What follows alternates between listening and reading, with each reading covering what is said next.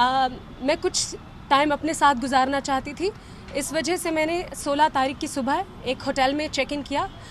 लेकिन उससे पहले मैंने अपने मैनेजर को एक कॉल की जो कि उन्होंने फ़ोन पिक नहीं किया। उसके अलावा मैंने एशमित को एक कॉल किया था and he was on his way to the airport, और मैंने उनको बताया कि आई एम लिटिल अनवेल और मैं एक होटल में जाके चेक इन करने लगी हूँ। शायद उन्होंने मुझसे होटल का पूछा नहीं, he said like okay you must take rest.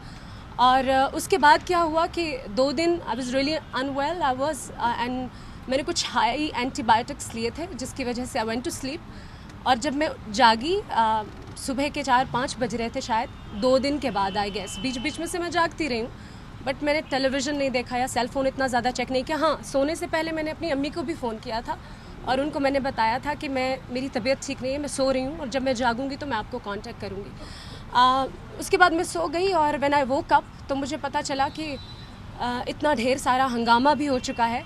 और सबसे ज़्यादा जिस चीज़ की वजह से जो मेरे लिए बहुत ज़्यादा पॉजिटिव मुझे लगा और तकरीबन मेरी आंखों में आंसू आ गए कि यहाँ पे लोग मुझे बहुत बुरे तरीके से ढूंढ रहे हैं और बहुत परेशान हैं। And I am so proud of my team कि उन्होंने मुझे इतना ढूंढा, मुझे इतना तलाश किया और बाद में मुझे एहसास हुआ कि मैं समझती थी शायद किसी को मेरी परवाह नहीं है, मगर यहाँ बहुत सारे लोग हैं जिनको मेरी परवाह है। देखिए, मेरे डायरेक्टर साथ में बैठे हैं। जब मैंने पैकअप का आवाज़ सुना तो आई लेफ्ट। मैं आपको बताती हूँ कि मैं प्रोडक्शन की गाड़ी से क्यों नहीं गई हूँ। मैं production entire team is sitting है।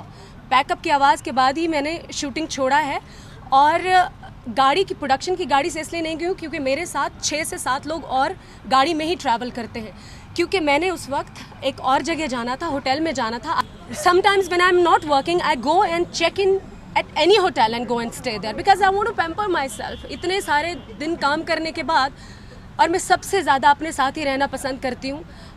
जब भी मेरे पास वक्त होता है मैं ज़्यादातर अकेले ही होती हूँ। No, I don't sleep all alone all the time, but कभी कभी हाँ आई डू।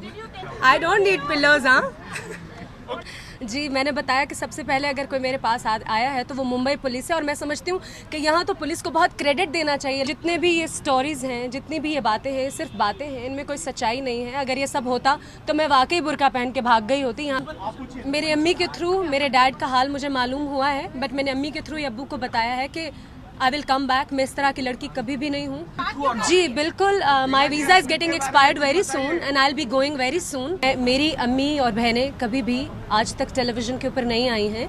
मेरे डैड अक्सर टेलीविज़न के ऊपर बात करते हैं, बट क्योंकि मेरे डैड से भी कोई बात नहीं हुई थी तो उन्होंने भी चैनल्स को यही कहा कि मेरी वीना से कोई बात नहीं हुई है लास्ट टाइम तक। सो